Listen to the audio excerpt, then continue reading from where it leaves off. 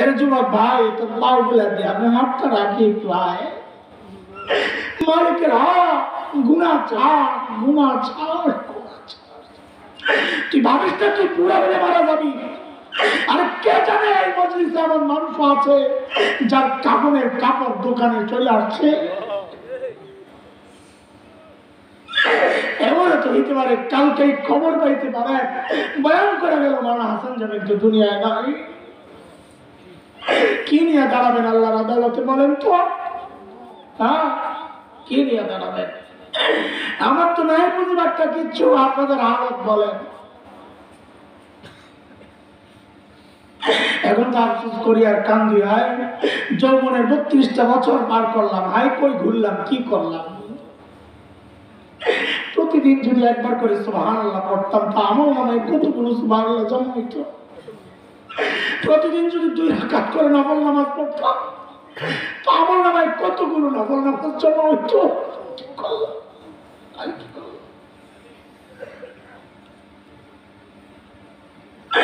ও ভাই, মালিককে টাইম দাও। আমি আর তুমি ছাড়া দুনিয়ার সবাই টাইম দেয়। ওই গাছটার দিকে তাকায় দেখো, গাছটা দাঁড়ায় রয়েছে মনে করছো না? আর না, দাঁড়ায় দাঁড়ায় সে মালিকের তাসবিহ করতেছে। যে কুকুরটাকে তাড়ায় দাও, ওই কুকুরটা রুকুর হালতে মালিকের তাসবিহ পড়ে। যে পোকামাকড় গুলা পায়ে দাও, ওই পোকামাকড় গুলা ও সেজদার হালতে মালিকের তাসবিহ পড়ে। পড়ি না কেবল আমি আর তুমি, আমি আর তুমি।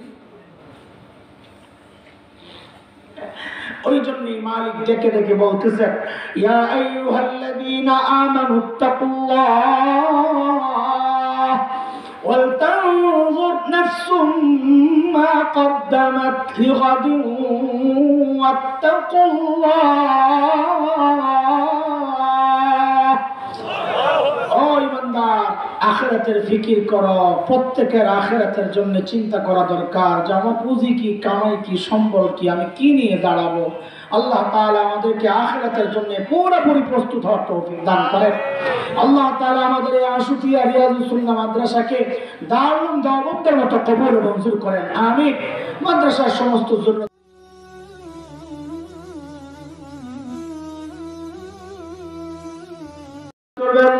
আন্তর্জাতিক খ্যাতি সম্পন্ন মুফাসসিরে কোরআন বাতিলের আতঙ্ক আল্লামা শায়েখ হাসান জামিল হাফিজাহুল্লাহ, আল্লামা শায়েখ হাসান জামিল হাফিজাহুল্লাহ, খতিব বাইতুল মামুর জামে মসজিদ, এলিফ্যান্ট রোড, ঢাকা। হুজুর আমাদের সম্মুখে মূল্যবান বয়ান পেশ করার জন্য সবিনয় অনুরোধ জানাচ্ছি। আসসালামু আলাইকুম ওয়া রাহমাতুল্লাহি ওয়া বারাকাতুহু।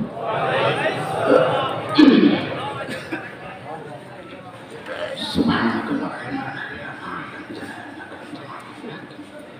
رب اشرح لي صدري ويسر لي أمري.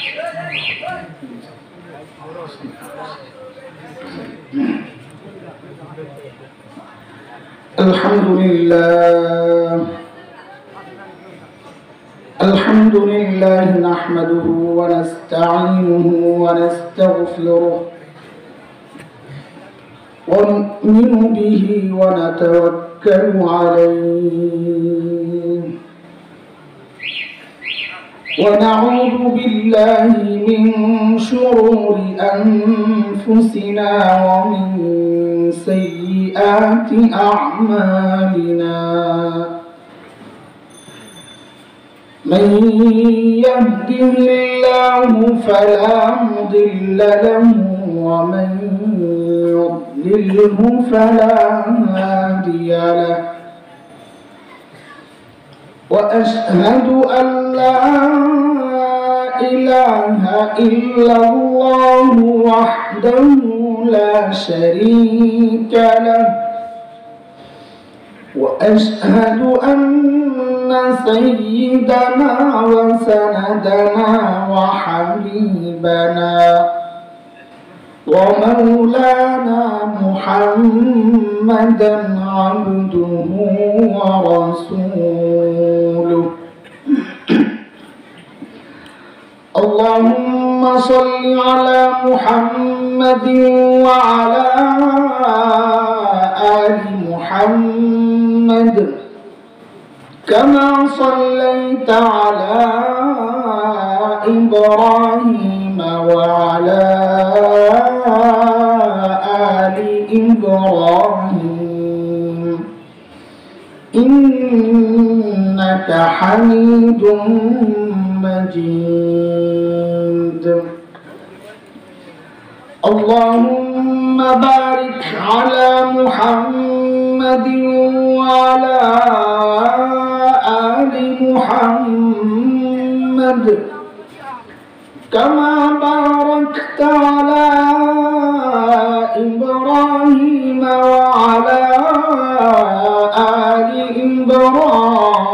إبراهيم إنك حميد مجيد أما بعد فأعوذ بالله من الشيطان الرجيم بسم الله الرحمن الرحيم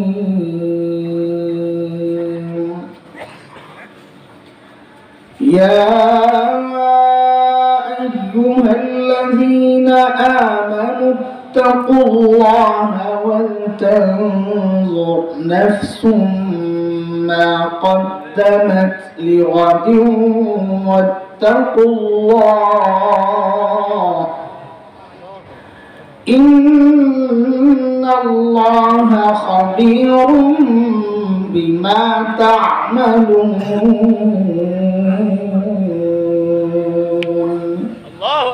آمنت بالله صدق الله العلي العظيم আশুতিয়াস রিয়াজুস সুন্নাহ মাদ্রাসা ও এতিমখানা এর উদ্যোগে আয়োজিত আজকের ওয়াজ মাহফিলের সম্মানিত সভাপতি অতিথিবৃন্দ হযরতুল উলামায়ে কেরাম মুরব্বিয়ানে নিজাম দূর দূরান্ত থেকে আগত ইসলাম প্রিয় সুধী সমাজ প্রিয় ছাত্র ভাইয়েরা যুবক বন্ধুরা পর্দার আলেম মা ও বোন আল্লাহ সুবহানাহু ওয়া তাআলার অশেষ মেহেরবানি করুণা দয়া যে মহান মালিক লাখো কোটি মানুষ থেকে বাছাই করে দিন এই মজলিসে আমাকে আপনাকে একত্রিত করেছেন এটা মালিকের অনেক বড় দয়া আর করুণা কুরআন আল কারীমের মধ্যে আসছে মালিক বলেন দিন বুঝার জন্য দিন মানার জন্য দিন শেখার জন্য আমি যার দিনটা খুলে দিই যার বক্ষ উন্মুক্ত করে দিই অর্থাৎ দিন বুঝার মানসিকতা যাকে দান করি ওই বান্দা সারাক্ষণ আমার স্পেশাল নূরের আওতায় থাকে দুর্ভাগ্য তার জন্য যার দিন শক্ত দিন বুঝতে চায় না মানতে চায় না আলেমরা বুঝায় একরকম পোড়া কপাল বুঝায় উল্টাটা আলেমের বিরোধিতায় আসে না বুঝার কারণে আল্লাহ বলেন এরা স্পষ্ট গোমরাহিতে নিমজ্জিত সূরা জুমার আয়াত নম্বর 22 এ রব্বুল কারীম এই কথাটা বলেছেন মালিক বলেন আফামান শারাহাল্লাহু সাদরাহু লিল-ইসলাম ফাহুয়া আলা নূরিন মির রাব্বিহি ফাওয়াইলুন লিল-কাসিয়াতি কুলুবুহুম মিন যিকরিল্লাহ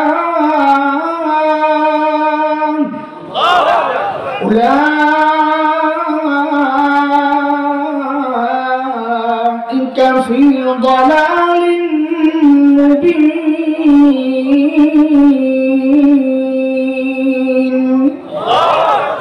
এই আয়াতের মধ্যে রব্বুল কারীম এই কথাগুলো বলেছেন মুহতারাম হাজির যে মহান মালিক এই নিয়ামত আমাদেরকে ধন্য করলেন ওই মালিকের শুকরিয়া আদায় করি জবান খুলে প্রাণ খুলে কালিমাতুশ শুকর উচ্চারণ করি আলহামদুলিল্লাহ লম্বা সময় বসে আছেন অপেক্ষায় মাদ্রাসারও স্বার্থ আমাদের দেখতে হয় সেজন্য আপনাদেরকে একটু কষ্ট দেওয়া এই কষ্টগুলো বিফলে যাবে না প্রত্যেকটা কষ্ট আমার আখিরাতের কষ্টকে কমায় দিবে এই প্রত্যেকটা মুহূর্ত আখিরাতের জন্য অনেক বড় দামি নিয়ামত হিসাবে প্রকাশ পাবে ইনশাআল্লাহ তাআলা মুহতারাম হাজিরিন রাত তো কম হয় নাই শীতের রাত কষ্ট পাচ্ছে আমাদের আলোচনা খুব লম্বা হবে না। আমিও খুব ফিট না আজকে 2 দিন থেকে খুব শুধু কাশ, ঠান্ডা লাগছে। তবে হাজিরা দিব না, আবার ওইরকমও ভাইবেন না। আমাদের আবার হাজিরা দেওয়ার অভ্যাস আছে, আল্লাহ মাফ করুক, আমি হাজিরা দিই না। দিলের দরদ নিয়ে কিছু কথা শোনাই, যতক্ষণ আল্লাহ বলান আমি বলতে থাকি। আপনারা বসে বসে শুনেন, মনোযোগ দিয়ে শুনেন একটু, তাহলে কাজে আসবে। যদি ভাবেন মাহফিলে যেগুলো হয়, একটা গজল শুনবেন, একটু হাসবেন, একটু তামাশা হবে, একটা আজান দেব, তাইলে বাচ্চা ঘুমান যায়। আমরা এগুলা পারি না ভাই, এগুলা বক্তাদের কাজ। আমি বক্তা না, আমি শিক্ষক। আমার ছাত্ররাও আছে এখানে, দেখা করছে আইসা, অনেক আগে পড়ছে। আমার মূল পরিচয় আমি শিক্ষক। এরা যখন পড়ছে এরা জানতো না আমি বয়ান করতে পারি। শুরু করছি কয়দিন আগে। মূল কাজ আমার পড়ানো, ছাত্র যেভাবে পড়াই বয়ানও ওইভাবেই করি। শুরু থেকে বুঝাইয়া আগাবো, শেষ ফিনিশিং এর কথা দুইটাই মূল বয়ান। ভূমিকা অনেক লম্বা, অল্প কিছু কথা আমলের জন্য বলা। তো এই উদ্দেশ্যকে সামনে রেখে সূরাতুল হাসরের একটা আয়াত তেলাওয়াত করেছি, একেবারেই ছোট্ট, যে আয়াতে আল্লাহ সুবহানাহু ওয়া তাআলা আমাকে আপনাকে বড় মায়া করে ডাক দিয়ে বলেন, ইয়া আইয়ুহাল্লাযীনা আমানু, ও ঈমানদারেরা। এই ডাকটা মালিকের বড় মায়ার ডাক। হযরত মুফতি শফি রাহমাতুল্লাহি আলাইহি বলেছেন, আল্লাহ কোরআনে ঈমানদারদেরকে দুই ভাবে ডেকেছেন। এক ইয়া আইয়ুহাল্লাযীনা আমানু, ও ঈমানদারেরা। আরেক হচ্ছে ইয়া আইয়ুহান নাস, ও মানুষ। দুই ভাবে ডেকেছেন। হযরত মুফতি শফি রাহমাতুল্লাহি আলাইহি বলেন, এই দুই ডাকের মধ্যে অনেক পার্থক্য। কি পার্থক্য? বলে আমরা আমাদের সন্তানদেরকে ডাকার ক্ষেত্রেও এই পার্থক্যগুলো করি। আমরাও আমাদের সন্তানদেরকে দুই ভাবে ডাকি। কখনো নাম ধরে, আব্দুল্লাহ, এইভাবে ডাক দিলে সন্তান বুঝে যে বাবা হয়তো রেগে আছেন, ডাকের নমুনা ভালো না। আবার বাবা কখনো সন্তানকে, বাবা আর সন্তানের যে সম্পর্ক, ওই সম্পর্ক ধরে ডাক দিয়ে বলেন আব্বু, তো সন্তান বুঝে বাবা আমাকে মায়া করে ডাক দিয়েছে। আল্লাহ তাআলা যখন ডাক দেন ও মানুষ, তো বুঝে নেওয়া আল্লাহ নাম ধরে রেখেছেন, হয়তো মালিক রেগে আছে। কিন্তু আল্লাহ যখন আল্লাহর সাথে বান্দার যে সম্পর্ক, ঈমানের সম্পর্ক, ওই সম্পর্ক ধরে যখন ডাক দিয়ে বলেন ও ঈমানদারেরা, তখন বুঝে নেওয়া যে আল্লাহ আমাকে আপনাকে বড় মায়া করে ডাক দিয়েছে। আমি যে আয়াত পড়েছি, এই আয়াতে আল্লাহ মায়া করে ডাক দিয়ে কি বলছেন? মালিক বলেন, ইয়া আইয়ুহাল্লাযীনা আমানুত্তাকুল্লাহ ওয়ালতানজুর নাফসুম মা কদ্দামাত লিগাদিন ওয়াত্তাকুল্লাহ।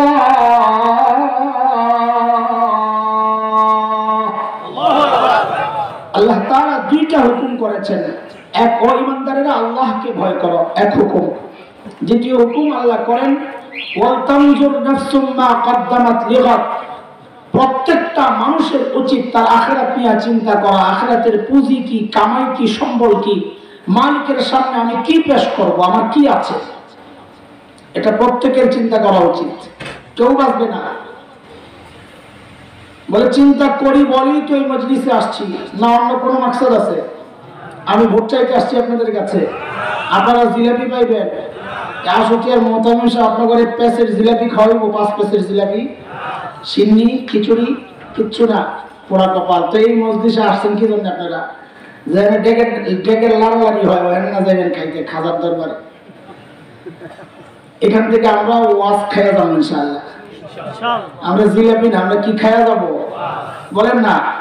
আরে জিলাপি তো বাজারে পাওয়া যায়, ওয়াজ তো বাজারে পাওয়া যায় না, ঠিক আছে না? ওয়াজ শুনতে এসে জিলাপি কি জন্য খাবো? এখান থেকে কি খাইয়া যাবো? ওয়াজ খাইয়া যাবো আজকে ইনশাআল্লাহ তাআলা। আখিরাতের ফিকির নিয়েই তো আসছি। কিন্তু দোস্ত, আমাদের আখিরাতের ফিকির যেমন হওয়া দরকার, যতটুকু দরকার ছিল ঠিক ততটুকু হচ্ছে কিনা, না ঘাটতি আছে, ঘাপলা আছে, কমতি আছে, কেমনি বুঝবো? তো আল্লাহ সুবহানাহু ওয়া তাআলা আমাদের উপর রহম করেছেন, দয়া করেছেন। কিভাবে?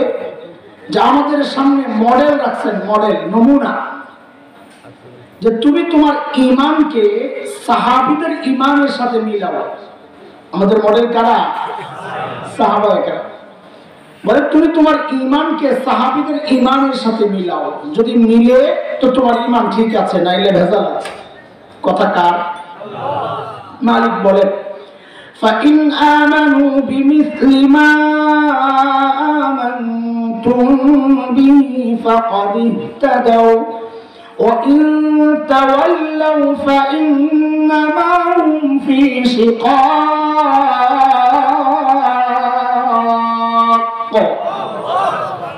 বলে তুমি তোমার তাকওয়াকে সাহাবীদের তাকওয়ার সাথে মিলাও। বলে কেন মিলাবো? তো আল্লাহ বলেন কারণ সাহাবীদের তাকওয়ার পরীক্ষা আমি নিয়েছি, ওই পরীক্ষায় তারা পাস। তোমারটা যদি মিলে তো তুমিও পাস। কথা কার? আল্লাহ বলছে উলাইকাল্লাযীনা ইমতাহানাল্লাহু কুলুবাহুম লিত্তাকওয়া لهم مغفرة وأجر عظيم।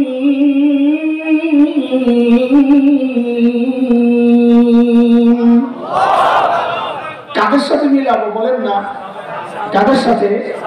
আমার সাথে কথা বলা লাগবে, মনোযোগ লাগবে, এদিক সেদিক করলে হবে না। বিশেষ করে স্টেজে কেউ অমনোযোগী থাকবো না, কাজ থাকলে চলে যাবে আল্লাহর কাছে।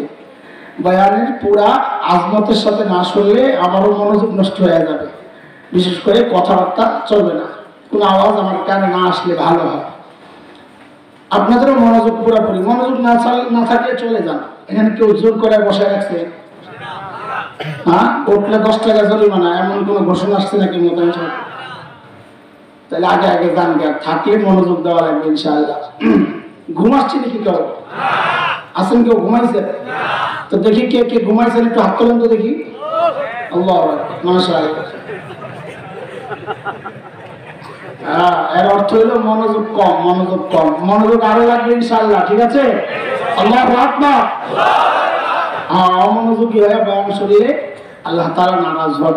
কোরআনের কথা শুনতে হয় মনোযোগ দিয়া। কি দিয়ে শুনতে হয়? فَإِذَا قُرِئَ الْقُرْآنُ فَاسْتَمِعُوا لَهُ وَأَنصِتُوا لَعَلَّكُمْ تُرْحَمُونَ।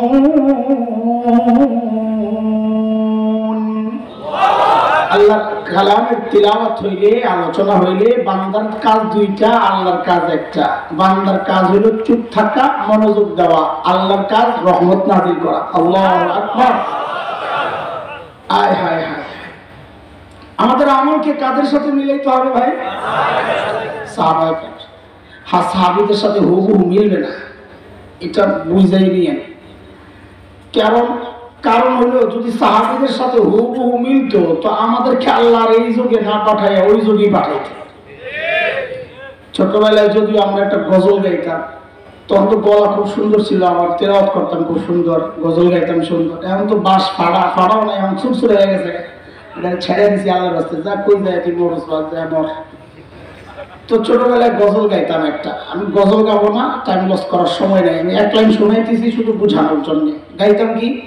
জন্ম যদি হতো মোদের রাসূল পাকের কালে, আহা রাসূল পাকের দেশে। বাস, ওস্তাদ আটকায় দিতেন, এটা কি গজল গাছ? হ্যাঁ, জন্ম যদি হতো মোদের রাসূল পাকের কালে। এটা কোন যুগে জন্ম হইলে তোর জন্য ভালো হইলো? তুই ভালো বুঝিস না, আল্লাহ ভালো বুঝিস। আল্লাহরে পরামর্শ দিস না। হ্যাঁ, নবীর যুগে জন্ম নিলেই যে তুমি আবু বকর হইতে, এটা কে বলছে তোমারে? তুমি তো আবু জাহেল হইতে পারতাম না। যে যুগে আসা দরকার আল্লাহ আমাকে ওই যুগেই পাঠাইছে। তবে একটা খুশির খবর আছে, শুনবেন না আপনারা? আসেনি মুড আসেনি খুশির খবর শোনা? আলহামদুলিল্লাহ। এই খুশির খবর বুঝতে হইলে আগে একটা উদাহরণ বুঝতে হবে। বুঝে বুঝে আগাইবেন, কোনো কিছু না বুঝা না, উড়া ধুরা কোনো কথা চলবে না, বুঝেন না? বুঝে বুঝে আগা। আপনাদের এলাকায় এখন বাজারে টমেটো কত কেজি? 120। আচ্ছা ধরেন 100 টাকা মেনে নিলাম। একটু বলেন তো বুঝে শুনে, ওই 100 টাকার টমেটোটা ফ্রেশ না ভেজাল? ভেজাল দেখান 100 টাকায়। আচ্ছা ঠিক আছে, মাথা অনেক বুদ্ধি, বুঝা গেছে। একদম ফুল সিজন যখন থাকে তখন আপনাদের এলাকার টমেটোর কেজি কত? 10 টাকা, 5 টাকা, আচ্ছা 10 টাকাই ধরেন। বলেন তো এই 10 টাকার টমেটোটা ফ্রেশ না ভেজাল? কারবারটা দেওয়া হতো, ফ্রেশটা খান 10 টাকায়, ভেজালটা খান 100 টাকায়। এই পার্থক্যটা কি জন্য বলেন? সাবাস সাবাস, সিজন আর আনসিজনের পার্থক্য। সিজনের জিনিস হয় ফ্রেশ কিন্তু রেট হয় কম, না ওটা অরিজিনাল রেট। অফ সিজনের জিনিস হয় ভেজাল কিন্তু রেট। এটাই আমাদের দিলের সান্ত্বনা, মনে মনে খুশি, পাগলের সুখ মনে মনে। আল্লাহকে একা একা বলবেন, আল্লাহ আমাদেরকে ইবাদতের সিজন শ্রেষ্ঠ যোগ খায়রুল করুন নবী যুগে পাঠাও নাই, আমাদেরকে পাঠাইছো অফ সিজনে শেষ জমানায়। তো কি হয়েছে? বলে আমাদের ইবাদত আমলে একটু ভেজাল হইব কিন্তু রেটটা কিন্তু বাড়াইয়া দিতে হবে। ঠিক আছে না কথা? খুশি লাগে না আপনার? আন্দাজি বলে নাই, হাদিসে ইঙ্গিত আছে। আমি আর ওদিকে যাইতেছি না, ঝামেলা দেরি লাগবে। কারো চ্যালেঞ্জ থাকলে বলবে, যে কোনো কথা, আমার যে কোনো কথা দলিল ছাড়া নাই, বাকি সব দলিল উল্লেখ করতে দেরি লাগে। কারো সন্দেহ লাগলে জায়গা নেবেন, সমস্যা নাই, দলিল বলে দেবেন ইনশাআল্লাহ। সাহাবীদের সাথে তো আমাদের করণীয় কি? করণীয় হচ্ছে দূরত্ব কমানো, হুবহু হবে না। দুনিয়ার জিন্দেগিতে সাহাবীদের থেকে আমরা যত কাছাকাছি আসতে পারবো, হাসরেও সাহাবীদের তত কাছাকাছি থাকতে পারবো। সাহাবীদের সাথে আমাদের মৌলিক একটা পার্থক্য বুঝানেন আগে, তাইলে কথা বুঝতে সহজ হবে। দেখেন, ছোটবেলায় আমরা খেলাধুলা করছি না? না করেন নাই? আর আমি করছি, বড় খেলোয়াড়, কিন্তু লেখাপড়া করছি সারা জিন্দেগি ক্লাস 1 নাম্বার। আমার সময় আমি সেরা ছাত্র, লেখাপড়াও করছি, খেলাধুলাও করছি। এখনকার বাচ্চারা লেখাপড়াও করে, খেলাধুলাও করে। তো ওদের সাথে আমাদের পার্থক্য কোথায়? পার্থক্য হচ্ছে আমরা লেখাপড়া করতাম, ফাঁকে ফাঁকে খেলাধুলা করতাম। আর এখনকার বাচ্চারা খেলাধুলা করতে চায়, ফাঁকে ফাঁকে লেখাপড়া করতে চায়। পার্থক্য বুঝে আসছে না? ঠিক সাহাবীদের সাথে আমাদের পার্থক্যের পয়েন্ট এটা। সাহাবায়ে কেরামও দুনিয়ার কাজ করছেন, আখিরাতের কাজও করছেন। আমরাও দুনিয়ার কাজ করি, আখিরাতের কাজও করি। তো পার্থক্য কোথায়? বলে সাহাবায়ে কেরাম আখিরাতের কাজ করতেন, ফাঁকে ফাঁকে দুনিয়ার কাজ করতেন, আর আমরা দুনিয়ার কাজ করি, ফাঁকে ফাঁকে আখিরাতের কাজ করি। এই দূরত্ব আর গ্যাপকে কমাইতেই আজকের এই কথাবার্তা। আমরা জানবো যে আমরা সাহাবীদের থেকে কত দূরে আছি, তাদের অবস্থা, তাদের আখিরাতের ফিকির, আখিরাতের প্রস্তুতি, আখিরাতের চিন্তা, আখিরাতের পেরেশানি, এগুলো শুনবো এখন ইনশাআল্লাহ। শুনে নিজেদের সাথে মিলাবো, হায়রে আবু বকরের এমন অবস্থা, হায়রে ওমরের এমন অবস্থা, তো আমার মতো হাসান জামিল পাপিষ্ঠ কি করা দরকার? আমার তো পাগল হয়ে যাওয়া দরকার ছিল। এগুলা একটু শুনবো এখন ইনশাআল্লাহ। ঠিক আছে ইনশাআল্লাহ। চলেন, হযরত সাহাবায়ে কেরামের আখিরাতের হাল কেমন ছিল, আখিরাতের ফিকির কেমন ছিল, প্রস্তুতি কেমন ছিল, এটা একটু দেখে আসি। সাইয়েদনা আবু বকর সিদ্দিক রাদিয়াল্লাহু আনহু যখন খলিফা, তো ওনার রাষ্ট্র পরিচালনার একটা সিস্টেম ছিল। দরবারে বিধবা অসহায় নারীদের লিস্ট থাকতো। কেন? স্বেচ্ছায় যদি কেউ খিদমত করতে চায়, ওই লিস্ট ধরে চলে যেত গোপনে, ওখানে বুক দেওয়া যেত, এই বুড়ির কাজ আমি করতেছি। তো একদিন হযরত ওমর আসছেন আবু বকরের দরবারে। কেন? যে ওমরও কোন বুড়ির খেদমত করবেন, কারণ এটা অনেক সওয়াবের কাজ। নবী আলাইহিস সালাম বলেছেন, যারা ইতিম আর বিধবার দায়িত্ব নেয়, ওই ব্যক্তি আর আমি মানে নবী বলতেছেন, ওই ব্যক্তি আর আমি জান্নাতে পাশাপাশি থাকি। এটা তো এই সমাজের একটা কুৎসিত চেহারা, যে এই সমাজের কোন কোন হতভাগা এমন আছে, অন্য বিধবার দায়িত্ব আদায় করবে তার দূরের কথা, নিজের বিধবা মায়ের খেদমত করে না। আছে কি নাই? পোড়া কপাল, পোড়া কপাল, এগুলো অমানুষ, মানুষ না এগুলা। হযরত ওমর আসছেন, কোন এক বুড়ির খেদমত করবেন, চিন্তা করা যায় ওমর কত বড় মানুষ, তার আখিরাতের ফিকির যে আমার কিছু করা লাগবে আখিরাতের জন্য। তো আয়েশা নাম তালাশ করতেছে, তালাশ করতে করতে নাম পায় না। একটা তো পাইছে নাম, এক বুড়ি, এর বাড়িতে কেউ যায় না, খালি। হযরত ওমর চিন্তা করলেন তাইলে এই বুড়ির খেদমত আমি করব। এই চিন্তা করি পরদিন হযরত ওমর ফজরের নামাজের পর বুড়ির বাড়িতে যায় হাজির। কখন একটু বলেন তো? আপনারা কথা বলেন, হ্যাঁ ইনশাআল্লাহ। এটা মনে করেন ক্লাসের মতো। আমরা ওই যে আগেই বলছি আমরা শিক্ষক মানুষ, আমি আপনাদেরকে ছাত্র মনে করতেছি না, নাউজুবিল্লাহ। এই কথাগুলো আমার আপনাদের চেয়ে বেশি দরকার। আমি বড় আসামি, আলোচনা করতেছি, কিন্তু আমাদের ইয়াটা যেন ক্লাসের মতো হয়। আপনারা স্বীকৃতি দিয়েন, তা আমি বুঝবো যে আপনারা বুঝছেন। এই জন্য অন্য কিছু না, ছাত্র ভাবি না, আমারও ওস্তাদ ভাবার দরকার নেই। হযরত ওমর বুড়ির বাড়িতে কখন গেছে? কেন জিজ্ঞেস করলাম? একটা জরুরি কথা বলার জন্য। কারণ সাহাবায়ে কেরাম দিনের কাজ শুরু করতেন ফজরের পর। কারণ কি? কারণ হচ্ছে নবী আলাইহিস সালাম যারা সকালে কাজ করেন, সকালে যারা কাজ করেন তাদের জন্য নবী আলাইহিস সালাম বরকতের দোয়া করতেন আল্লাহর কাছে। বিখ্যাত আলিম শেখ ইবনুল কাইয়িম রাহমাতুল্লাহি আলাইহি, জাদুল মাআদ বিখ্যাত কিতাব, ওই কিতাবের মধ্যে আসছে শেখ ইবনুল কাইয়িম বলেন, যারা সকালে ঘুমাবে তাদের ঘর থেকে জিন্দেগিতে অভাব দূর হবে না। সারাদিন ঘুমায়েন, সকালবেলা লেপমুড়ো দিয়া, আর বিকালে হুজুরের কাছে আসেন, হুজুর একটা তাবিজ দেন। বলে কি জন্য? দোকানে বেচা কিনা কম। বেচা কিনা কম তো হইবই, সকালে তো বরকত খাইয়া গেছে। তুমি কথা বুঝেন নাই? পরদিন সকাল সাইয়েদনা ওমর ইবনুল খাত্তাব বুড়ির দরজা নক করে বলে, মারি আপনার ঘরের কাজগুলো করার জন্য আমি ওমর ইবনুল খাত্তাব হাজির। বুড়ি ভেতর থেকে জবাব দেয়, বাবারে প্রতিদিন যে আল্লাহর বান্দা আমার ঘরের কাজগুলো করেন তিনি ইতিমধ্যেই কাজ করে চলে গেছেন। কখন? হযরত ওমর চিন্তা করলেন তাইলে আমাকে আরো আগে আসা লাগবে। ওই চিন্তায় সাইয়েদনা ওমর ইবনুল খাত্তাব পরদিন তাহাজ্জুদের রাত বুড়ির দরজা নক করে বলে, মারে আপনার ঘরের কাজগুলো করার জন্য আমি ওমর ইবনুল খাত্তাব হাজির। হযরত ওমরকে অবাক করে বুড়ি আজকেও জবাব দিচ্ছেন, বাবারে প্রতিদিন যে আল্লাহর বান্দা আমার ঘরের কাজগুলো করেন তিনি ইতিমধ্যেই কাজ করে চলে গেছেন। কখন? কথা বলেন। তাহাজ্জুদের সময় চিনেন আপনারা? বলেন তো। সুবহ সাদিকের আগে হুজুর বলছেন ঠিক কথা, ফজরের আগে 12টার পরে, এক একটা বলছেন ঠিক আছে। আমার উদ্দেশ্য ওইটা না, আমার কাছে একটা ডিজিটাল ব্যাখ্যা আছে, শুনলেন নি?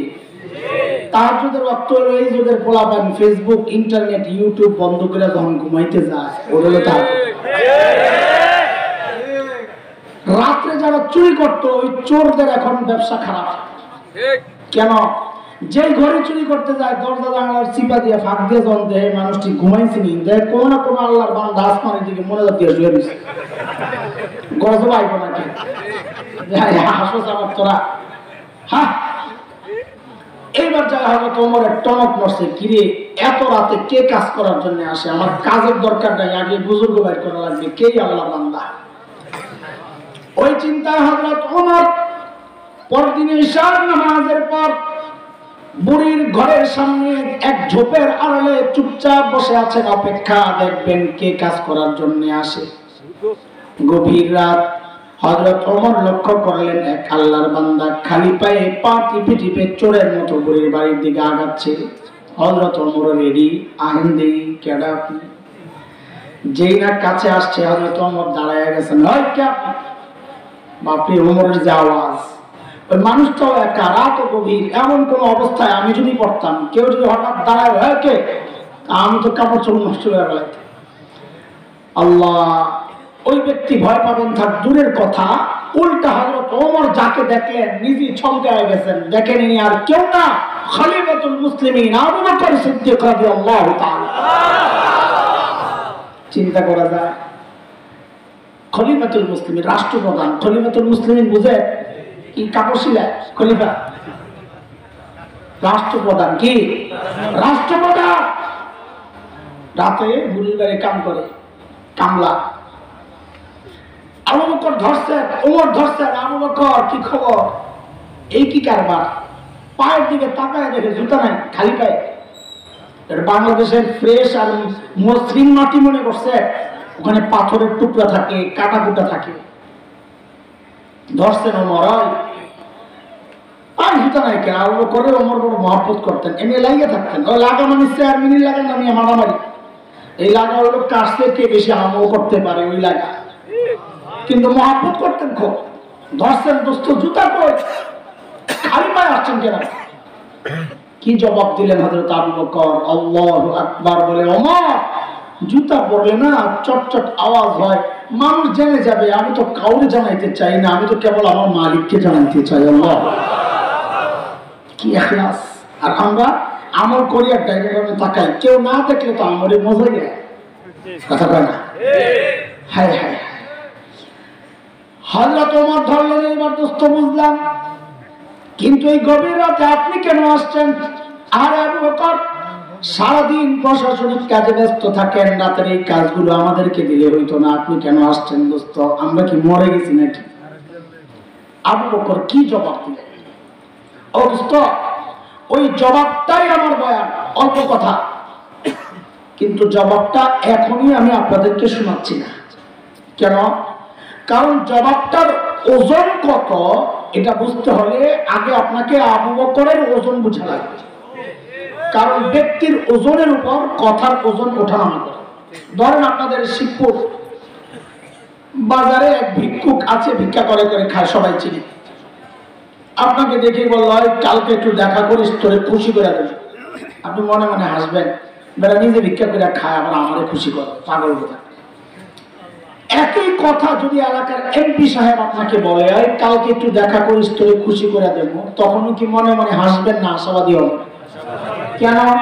কথা তো একটাই, ওই যে ব্যক্তির ওজন বাড়ছে, তো কথারও ওজন বাড়ছে। একই কথা যদি মাননীয় প্রধানমন্ত্রী বলেন, কালকে একটু দেখা করিস, তোরে খুশি করে দিব, তখন আগের মতো অবস্থা হবে না, আর একটু বেশি? কত বেশি? আপনারও কি অবস্থা হবে জানি না। আমারও যদি খালি এরকম খালি কইতো, কালকে একটু দেখা করে খুশি করে দেবো, আমি আর সারা রাত ঘুমাইতাম না। আল্লাহ জানে সকালে কি পাইতেছে। কেন? কথাটা একটাই, ওই যে ব্যক্তির ওজন বাড়ছে, তো কথারও ওজন বেড়ে গেছে। আবু বকর কি জবাব দিলেন? তিনি কেন আসছেন গরিব কাজ করার জন্য? ওই জবাবটা শোনার আগে আগে আবু বকর কে ছিলেন এটা একটু শুনতে হবে, নাইলে জবাবের ওজন বুঝে আসবে না। কত বড় মানুষ আবু বকর! আল্লাহু আকবার। একদিন আম্মা জান আয়েশা রাদিয়াল্লাহু তাআলা আনহা মদিনার স্বচ্ছ পরিষ্কার আকাশের দিকে তাকায়া দেখেন যে লক্ষ লক্ষ নক্ষত্র দেখা যায়। মদিনার আকাশ তো পরিষ্কার, আমাদের মতো মেঘাচ্ছন্ন না, কুয়াশাচ্ছন্ন না, একদম ক্লিয়ার। লক্ষ লক্ষ নক্ষত্র দেখা যায়। আম্মা জানের মনে জিজ্ঞাসা, কৌতূহল। নবীকে গিয়ে জিজ্ঞেস করেন, ইয়া রাসূলুল্লাহ, ওই যে লক্ষ লক্ষ নক্ষত্র দেখা যায়, ও আল্লাহর হাবিব, আপনার উম্মতের মধ্যে এমন কেউ কি আছেন যার আমলের পরিমাণ ওই নক্ষত্রের চেয়ে বেশি? কেউ কি আছেন ইয়া রাসূলুল্লাহ? আল্লাহর হাবিব বলেন, আয়েশা আছে একজন। কয়জন? একজন। আর বলেন না, একজন। আম্মা জান তো মনে মনে খুশি, জানি তো একজনকে, আমার আব্বাই তৈব, আবু বকর তৈব, স্বাভাবিক। বলে, জানলে আবার জিজ্ঞেস করছো কেন? বলে, দুনিয়ার সব মেয়েদের স্বভাব, সব মেয়েরাই চায় স্বামীর মুখ দিয়ে একটু বাবার বাড়ির প্রশংসা শুনতে। কথা ঠিক? একদিন খালি বদনাম করে দেখেন, এক সপ্তাহ তরকারি মজা হয় না। এই বিপদে খালি হাসান জামিল, আর কেউ নেই। হ্যাঁ, খুব খুশি লাগতেছে, বেটি করে সাইজ করতেছি না, নিজে তো পারেন না, আমার দিয়ে কাম সারতেছে না, তাই না? না দোস্ত, সাইজ তোমারে করা হয়েছে, তুমি টের পাও নাই। কেন? কারণ তার বাবা মার প্রশংসা করলে তার খুশি লাগে, বদনাম করলে কষ্ট লাগে। সন্তান হিসেবে তো এটাই হওয়ার কথা। পোড়া কপাল তো তুমি। এই বউ যখন তোমার মা বাবার বদনাম তোমার কানে ঢুকায়, তোমার কষ্ট লাগে না? বউয়ের কথায় যায় মা বাবার সাথে খারাপ আচরণ শুরু করো। খারাপ তো তুমি, বউ তো ঠিকই আছে। আল্লাহর হাবিব বলেন, আয়েশা আছে একজন। কয়জন? ও আয়েশা, আমার যে উম্মতের আমল ওই নক্ষত্রের চেয়ে বেশি, আয়েশা সে হচ্ছে ওমর ইবনুল খাত্তাব। কে কে কে? হায় হায়, এখন আম্মা জানের অবস্থা কি? হ্যাঁ, খুব খুশি লাগছে, মুখটা একদম মলিন হয়ে গেছে। আল্লাহর হাবিব তো চেহারা দেখে বুঝছেন যে আম্মা জানের ভিতরে গন্ডগোল চলতেছে। এটা তো কুদরতের মুআমালা, স্বামী স্ত্রীর মধ্যে আল্লাহ এমন এক মহাব্বত তৈরি করে দেন, স্বামী একটু মাইন্ড করলেই স্ত্রী টের পায়, স্ত্রী একটু মাইন্ড করলেই স্বামী টের পায়। কথা ঠিক কিনা? বলা কেন ঠিক করে দেখছেন? তালে তালে ঠিক কি বুঝেছে কথা? ও আপা আম্মারে দেখে না? ঠিক আছে। ইংরেজিতে একটা কথা বলে, face is the index of mind. মানুষের ভিতরে কি কাজ করে তার চেহারা দেখে বোঝা যায়, খুশি না রাগী না কষ্টে আছে, চেহারা দেখে বোঝা যায়। আল্লাহর হাবিব বলছেন যে আয়েশার ভিতরে গন্ডগোল চলতেছে। আয়েশা আশা করছিল তার বাবার নাম বলবে। আল্লাহর হাবিব অবস্থা দেখে সান্ত্বনা দিচ্ছে, আয়েশা তুমি কি ভেবেছিলা তোমার বাবার নাম বলবো না? আরে আয়েশা শোনো শোনো, তুমি তোমার বাবাকে এর সাথে কেন মিলাও? তোমার বাবা আবু বকরের হিসাবটা তো আলাদা। আমার গোটা উম্মতের আমল যদি এক পাল্লায় করা হয়, আর একা তোমার বাবা আবু বকরের আমল যদি আরেক পাল্লায় করা হয়, আয়েশা তোমার বাবা আবু বকরের আমলের পাল্লা ভারী হয়ে যাবে। আবু বকর কত বড় মানুষ, আল্লাহু আকবার। একদিন হযরত ওমর আসছেন আবু বকরের কাছে, এসে বলেন কি দোস্ত আপনার সাথে একটা লেনদেন করতে চাই। তাও কি লেনদেন করবেন আপনি?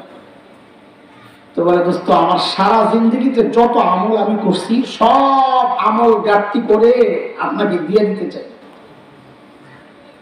আবু বকর পড়ছেন ভালো চিন্তায়, কিরে ওমর এত ভালো মানুষ, সারা জিন্দগি উনি আমার সাথে আমল নিয়ে করলেন প্রতিযোগিতা, আর এখন বলে সব দিয়ে দিবে, এমন কোনো গাপলা আছে? আবু বকর মানুষ সরল সোজা কিন্তু ব্যাকল তো না। কথা বুঝেন না? আবু বকরের ওয়ারিসরা হযরত উলামায়ে কেরাম দেখলে মনে হয় দুনিয়ার কিচ্ছু বুঝে না, আর পাবলিকও ওইটাই মনে করে হুজুররা সব বোকা, কিচ্ছু বুঝে না, গাইয়া খেত মিয়া। যার সিনায় কোরআন আর হাদিসের ইলম সে বোকা না, সেই প্রকৃত চালাক। বোকা তো তুমি আসমানি ইলম থেকে বঞ্চিত হইছ। উলামায়ে কেরাম সরল সোজা, বোকা না। আমাদের হযরত মুফতি দিলওয়ার শাহ হুজুর দামাত বারাকাতুহুল আলিয়া আল্লামা মুস্তাফা হুসাইন রাহমাতুল্লাহ আলাইহি একটা গল্প শোনাইছেন মোরা আজ। ওই পোলা পাইন শুনবি তোরা? ঘুমাবি না? মুস্তাফা হুসাইন রাহমাতুল্লাহ আলাইহি তো একেবারে সাদাসিধা মানুষ ছিলেন, আমাদের মতো তো গুমবান ছিল না। তো হযরত মাহফিল শেষে কোন এক হাইওয়ের পাশ দিয়া যাওয়ার সময় এক রেস্টুরেন্টে বসতেন খাইতে। রাতে খাওয়া দাওয়া শেষ, সুন্নত তরিকায় প্লেটটা চেটে চুটে খাচ্ছেন, লাস্টে একটা হাড্ডি ছিল, বসে বসে হাড্ডিটা চাবাইতেছে। পাশের টেবিলে এক ভদ্রলোক বসে বসে চা খায়। কি খায়? দুনিয়া এমন বহু পাবলিক আছে দাড়িওয়ালা টুপিওয়ালা দেখলি চুলকানি শুরু হয়, আসেনি? আসেনি? শুধু শিবপুর নাই, আর দুনিয়া সব জায়গায় আছে। ওই বেটা চা খায়, দেখতেছে হুজুর যে হাড্ডি চাবাইতেছে। এই চিন্তা করছে মোল্লারে সাইজ করার একটা মুখ্যম সময় পাইছি রে। চায়ের কাপটা হাতে লয়ে হুজুরের টেবিলের সামনে দাঁড়ায় বলে এক্সকিউজ মি। হুজুর ইয়েস বলেন। বলে একটা কথা জিজ্ঞেস করতে চাই। বলে করেন না। আচ্ছা আপনাদের এলাকায় কুকুরে কি খায়? ওই যে হুজুর হাড্ডি খাইতেছে যে বদমাইশে, হুজুরের কুকুরের সাথে তুলনা করুন, আপনাদের এলাকায় কুকুরে কি খায়? বদমাইশে মনে করছে ব্যাকল হুজুর এই প্রশ্ন করলে কানতে কানতে বেহুশ হয়ে পড়ে যাবো কাটিয়া। হুজুর যে মহাপণ্ডিত তাই তো টের পায়। যেই জিজ্ঞেস করছে হাতে করে চায়ের কাপ, যেই জিজ্ঞেস করছে আপনাদের এলাকায় কুত্তায় কি খায়, হুজুরের হাড্ডি চাবায় আর কয় আমাদের এলাকায় কুত্তায় চা খায়। মৌলবি ব্যাকল পাইছো না? হয় মৌলবি কি হয় না রে? কথা কয় না? তুমি বিরুদ্ধে যাইতে চাইলে কম না। কাসিম নানভী রাহমাতুল্লাহি আলাইহি কত বড় মানুষ ছিলেন, আল্লাহু আকবার। ইংরেজ বিরোধী আন্দোলনের অন্যতম সিপাহসালার, ব্রিটিশ খেদাও আন্দোলনের অন্যতম সিপাহসালার, যার আঙ্গুলের ইশারায় সব হিন্দু মুসলিম ভারতের উঠে বসে। দেওবন্দ মাদ্রাসার প্রতিষ্ঠাতাদের একজন, মূল প্রতিষ্ঠাতা। মাদ্রাসার পাশে মূল ক্যাম্পাসের দেয়ালের লাগা একটা মসজিদ আছে ছোট্ট, নাম হলো ছাত্তা মসজিদ। হযরত ওই মসজিদে থাকেন। ইংরেজরা টের পাইয়া চারদিক থেকে ঘেরাও করছে, হযরতে ধর্মে। হযরত ভিতরেই আছে, গায়ে একটা গেঞ্জি, পরনে লুঙ্গি, ঝাড়ু, মসজিদ ঝাড়ু দিতেছে। আর আমাদের বড়দের কত সাদা সিধা জীবন, মসজিদ ঝাড়ু দেয়। ইংরেজরা ঢুকছে ভিতরে, ধরবে হযরতে, দুইরা হযরতরে দেখা এরা মনে করছে মসজিদের খাদিমটাতে মইব, কারণ এরা চিন্তা করছে এত বড় নেতা, পেটটা তো কমপক্ষে আমাকে দেওয়ানবাবু হুজুরের মতো হওয়ার দরকার। এত চিন্তা ছিল এটা, হুজুরের দেখে আরো নেতা হিসাবে পছন্দ হয় না। তো যারা কাসেম নাম তুমিকে জিজ্ঞেস করতেছে, হয় কাসেম নাম তুমি কাহা, কারে জিজ্ঞেস করছে? কাসেম নাম তুমি কি, কাসেম নাম তুমি কাহা? কাসেম নাম তুমি বলছেন ভালো বিপাকে, যদি বলেন মেই হো তো ধরা পড়ে, আর যদি বলেন পাতা নেই আমি জানি না তো মিথ্যা হয়। আলেম তো মিথ্যা বলবে না, ধরাও পড়বে না। এখন কি করা? আল্লাহু আকবার। কাসেম নামে আল্লাহ মাথা দিয়েছেন, উপস্থিত কথা জবাব জুড়ি নাই। মুনাজারা বহস টকশোর মধ্যে প্রতিপক্ষ শুরুতে গায়েল হয়ে যেত এক দুই কথায়। এক হিন্দু পণ্ডিতের সাথে টকশো মোনাজারা, তো মোনাজারা বসার আগে খাইতে বসছে স্বাভাবিক। তো কাসেম নামে তুমি অল্প খাইছেন, হিন্দু বেড়া অনেক খাইছে, এটা তো হাদিসের কথা। মুমিন ইয়াকুলু ফি মিআন ওয়াহিদ, মুমিন এক আনতে খায় মানে অল্প খায়, কাফেররা বেশি খায় কারণ শয়তানও লগে খায়। তো হিন্দু বেড়া অনেক খাইয়া চিন্তা করছে এইটারই দিয়ে হুজুরের প্রথমে একটা কিক মারি, যা করে আল্লাহ। মোল্লা কাসেম আপনি তো আমার সাথে খাওয়াই পারলেন না, খাওয়া দিয়ে তো আপনি পারলেন না, পরে টকশো থেকে মিউজিক দেন। কাসেম না তুই মাথা তো একটা ব্রিটিশ, আজীব জিনিস। আস্তে করে কয় কি ভাই, খানা নিয়ে যদি প্রতিযোগিতা করতে হয় তো আমার সাথে না যাইয়া মহিষের সাথে করতাম।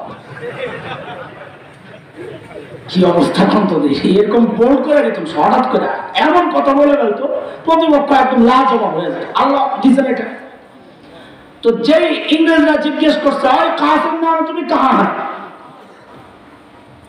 কদম চুপ করে থাইকা যে জায়গায় দাঁড়াইয়া ছিলেন ওখান থেকে সইরা এই জায়গায়, তো আগের জায়গা ফাঁকা হয়েছে না, এমন একটা ভাব হয়েছিল কথাটা বুঝতে একটু দেরি হয়েছে। হ্যাঁ কি আবার কাসেম নাম তুমি, ও আচ্ছা ও তো আমি হাতে, এই জায়গায় দাঁড়াই এখন কি কয় ও তো আমি হাতে, উনি তো একটু আগে এখানে ছিল। কথা তো মিথ্যা না, একটু আগে তো এখানে ছিল, এখন তো সইরাই জায়গায় আছে। ইংরেজরা মনে করছে একটু আগে এখানে ছিল, এখন বুঝি পালায় গেছে। আল্লাহু আকবার। হায় বুদ্ধি। আচ্ছা এবার আবু বকরের সঙ্গেটা, আবু বকর মানুষ কি ছিলেন না, বোকা ছিলেন না, ওটা বুঝাইতেছি। সূরা লাহাব যখন নাযিল হয়েছে তো ওই সূরার মধ্যে আবু লাহাবের বউয়ের কথাও আছে, উম্মে জামিল বিনতে হারব ইবনে উমাইয়া, আবু লাহাবের বউয়ের নাম।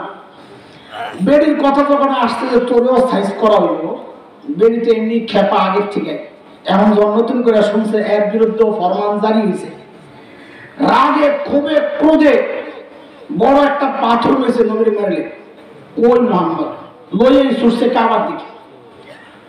নবী আলাইহিস সালাম কাবার পাশে বসে বসে তিলাওয়াত করতেছেন, সাইয়েদনা আবু বকর পাশে বসে বসে পাহারা দেন। আর আবু বকর পাহারা দিয়েও যে কত মার খাইছে। উম্মে জামিলকে দেখছে আবু বকর দূর থেকে, ভয় পেয়ে গেছে, আরে এখন তো নবীর এসে মারবে। তো কানে কানে নবীকে বলতেছেন ইয়া রাসূলুল্লাহ, উম্মে জামিল আসতেছে, নমুনা ভালো না। তো আল্লাহর হাবিব সান্ত্বনা দিচ্ছেন, আবু বকর আপনি ওরা আসতে দেন, উম্মে জামিলকে আসতে দেন। কেন? কারণ উম্মে জামিল আয়শা আমারে দেখবেই না, আমারে।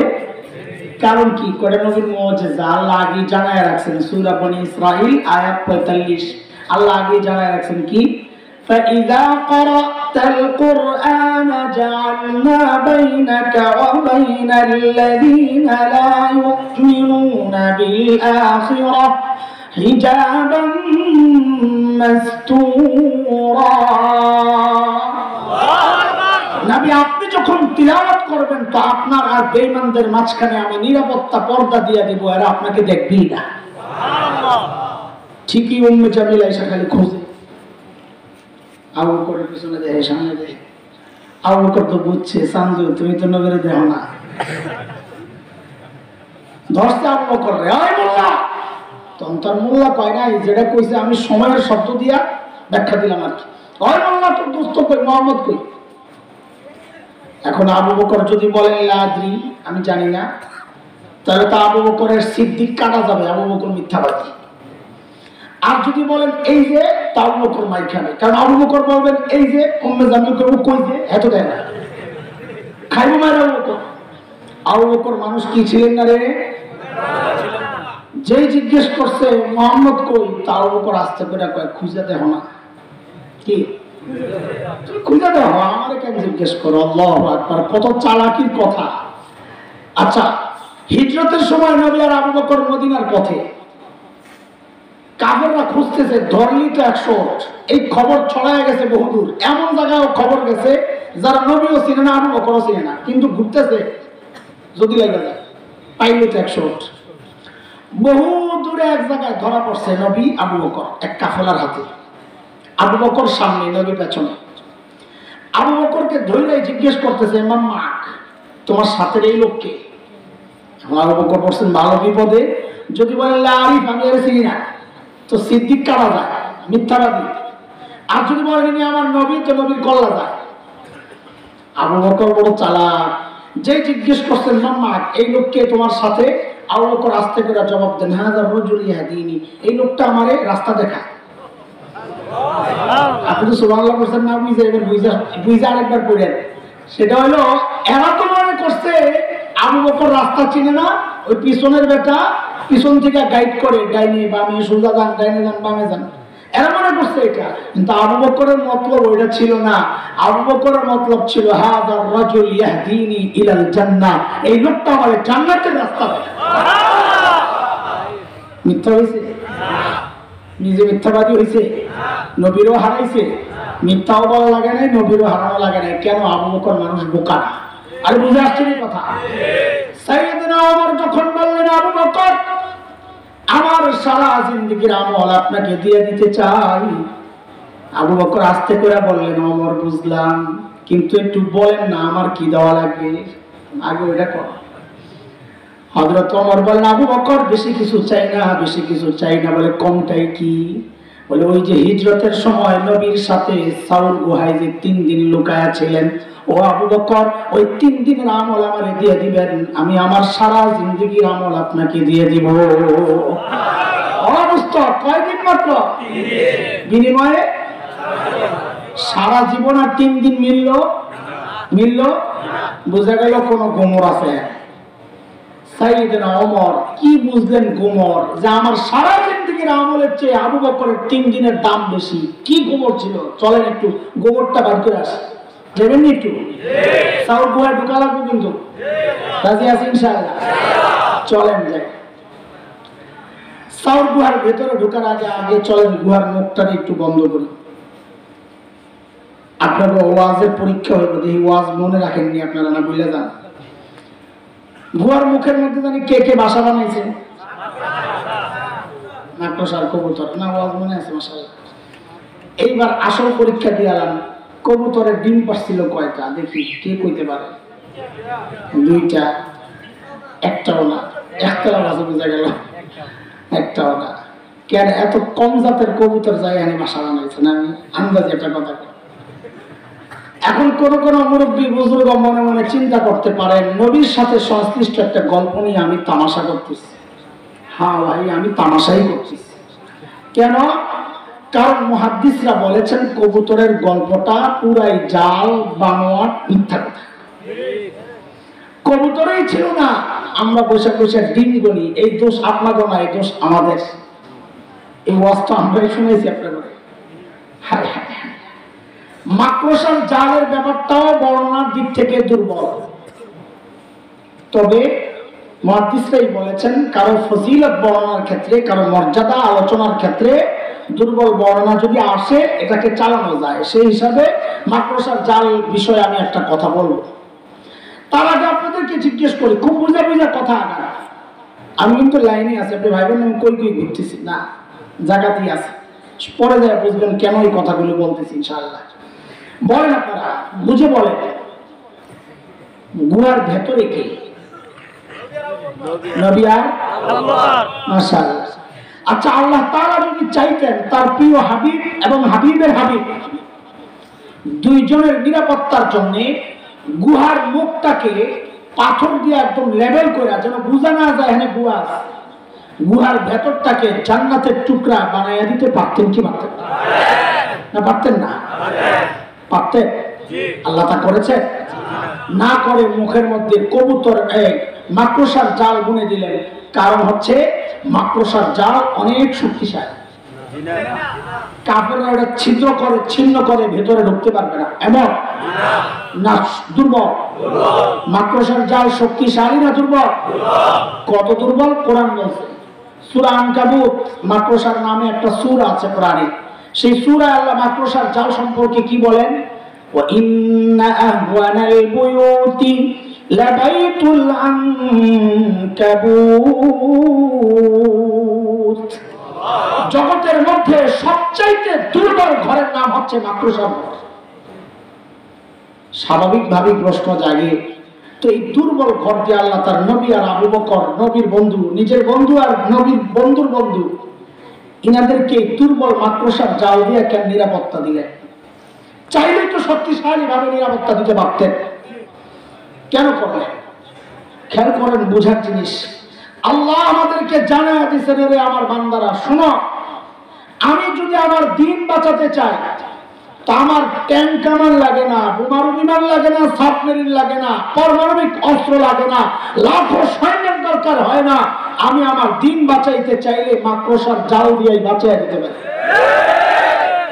দরকার শুধু আবু বকরের মতো ঈমান। কি দরকার? কথা বলে, কি দরকার? ঈমান দরকার। মুসলমান অস্ত্র দিয়া কোনোদিন জয়ী হয় নাই, অস্ত্রের কারণেও কোনোদিন পরাজিত হয় নাই। মুসলমান জয়ী হয়েছে তো ঈমানের জোরে জয়ী হয়েছে, মুসলমান পরাজিত হয়েছে তো ঈমানের দুর্বলতার কারণে পরাজিত হয়েছে। কারণ যার ঈমান মজবুত তার মালিককে, যার মালিক আল্লাহ, তাদেরকে পরাজিত করতে পারে এমন কোন শক্তি দুনিয়ায় ছিল না, এখনো নাই, ভবিষ্যতে আসবে না। ছোট্ট একটা গল্প শোনাই উদাহরণস্বরূপ, সত্য গল্প, বানানো না। লিবিয়ার বিখ্যাত বীর, শতাব্দীর অন্যতম শ্রেষ্ঠতম বিপ্লবী বীর শেখ ওমর মুখতার রহমতুল্লাহ আলাইহ, ইতালি যখন লিবিয়া দখল দেয় তো শেখ ওমর মুখতার নেতৃত্বে প্রতিরোধ যুদ্ধ চলছিল। অস্ত্র নাই, লোকবল নাই, দুর্বল প্রতিরোধ, তাও ইমানি চেতনা, দেশপ্রেম নিয়ে চালাইছে যুদ্ধ। গভর্নমেন্ট সিদ্ধান্ত নিল বম্বিং করবে, বোমারু বিমান দিয়া বোম ফেলবে। কেউ একজন এসে বলল, হযরত এই এলাকায় আর থাকা যাবে না। বলে কেন? বলে বম্বিং করবে, আমাদের কাছে তো বিমান বিধ্বংসী অস্ত্র নাই, আমরা মোকাবেলা কেমনে করবো, চলেন যাই। শেখ ওমর মুখতার বড় আজীব ঈমান দীপ্ত এক জবাব দিয়েছেন, পাল্টা প্রশ্ন করে, প্রশ্নটাই জবাব। শেখ ওমর মুখতার জিজ্ঞেস করলেন, আচ্ছা বলো তো, ওদের বোমারু বিমানগুলো কি অনেক শক্তিশালী? তো বলে হ্যাঁ অনেক শক্তিশালী। তো বলে কত শক্তিশালী? আচ্ছা বলো, বিমানগুলা আরশের উপরে দিয়া যায় না আরশের নিচে দিয়া যায়? এটা কেমন কথা বললেন? কোথায় আসমান, কোথায় আরশ, কোথায় সাত আসমান, কোথায় মহাশূন্য, এর কত নিচে দিয়া বিমানগুলা যায়? তো শাইখ ওমর মুখতার বলেন, ধুরত্ব এলা ডরায় আলাপ। আরশের উপর দিয়ে গেলে আমি ভয় পেতাম, কেন? যা আমাকে রক্ষা করবেন, যে আরশের মালিক, তার উপরে দিয়ে গেলে বোম যদি তার মাথায় পড়ে তা আমারে কে বাঁচাবে? যেহেতু আরশের নিচে দিয়ে যাবে, আমার কোনো ভয় নাই, কারণ আমার মালিক তো আরশের মালিক। আল্লাহু আকবার। এর দোস্ত, তিনি মূলত সূরা তাওবার শেষ আয়াতের তরজমা শোনাইছেন, যে আয়াতের মাধ্যমে আল্লাহ সুবহানাহু ওয়া তাআলা প্রিয় হাবিব সাল্লাল্লাহু আলাইহি ওয়াসাল্লামকে সান্ত্বনা দিয়েছেন, সাথে আমাদেরকেও সান্ত্বনা দিয়েছেন। এই বলে, فإن تولوا فقل حسبي الله لا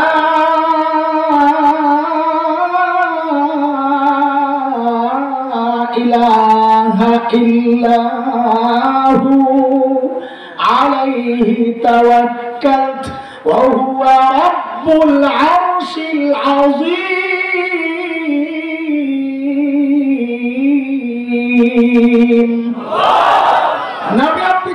মানুষকে জানায়া দেন, তারা যদি আপনার সঙ্গ না দেয়, সহযোগিতা না করে, আপনি জানায়া দেন, দরকার নাই।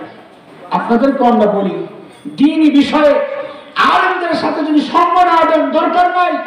শুনে রাখেন কথা, কারো ভরসায় আলেমরা দ্বীনের জন্য কাজ করে না।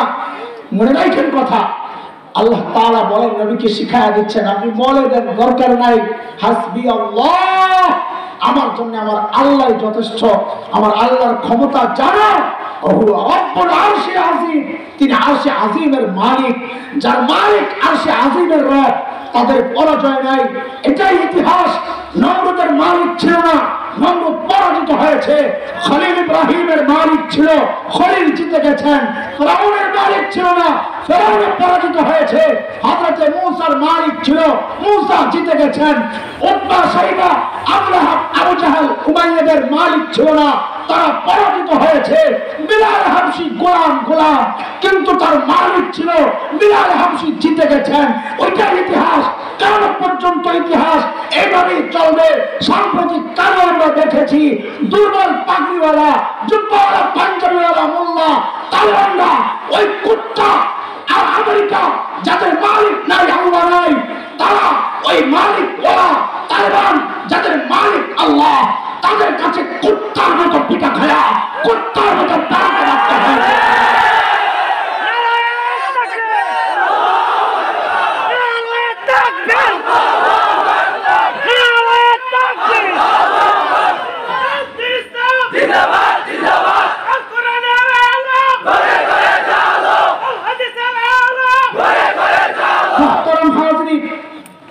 বুঝার চেষ্টা করে, গুহার ভেতর আল্লাহর হাবিব সাইয়েদনা আবু বকরের কোলে মাথা রেখে আরাম করতেছিলেন, ঘুমাইতেছিলেন। নবী ঘুম থেকে উঠে দেখেন আবু বকরের চেহারার মধ্যে চিন্তার ছাপ। ও একটু বুঝে শুনে বলেন তো, আবু বকরের চিন্তা কার জন্য? নিজের জন্য না নবীর জন্য? আবু বকররা কোনোদিন নিজের চিন্তা করে না, কথা ঠিক কিনা? আবু বকর তো বহু দূরের কথা, ওই 1400 বছর পরেও তো আবু বকরদের এই ছোট ভাইরাও তো নিজের চিন্তা করে না। নবীর ইজ্জত রক্ষায় তারা কল্লা দিতে প্রস্তুত, কথা বলতে। ছোট্ট মেয়ে আবু বকরের হযরত আসমা, এরা তো নিজের চিন্তা করে না। তার উদাহরণ শুনেন, ছোট্ট মেয়ে আসমা রাদিয়াল্লাহু আনহা, নবী আর আবু বকর যখন গুহার ভেতরে, সাউর গুহা কত উঁচা জানেন আপনারা? হায় হায়, হেরা গুহা, এটা অনেক উঁচা, কিন্তু আমি উঠছি, ওই পরে গেছি, গুহার ভেতরে ঢুকছি। কিন্তু সাউর গুহায় যাওয়ার জন্য কয়েকবার নিয়ত করা, এখন তো মুরাদা হয়ে গেছি না। একসময় আমি খুব টিং মাস্টার ছিলাম, একেবারে হেংলা পাতলা। 1994-95 ওই সময় সর্বপ্রথম হজ করছি, তখন মেসকাত জালেন করি।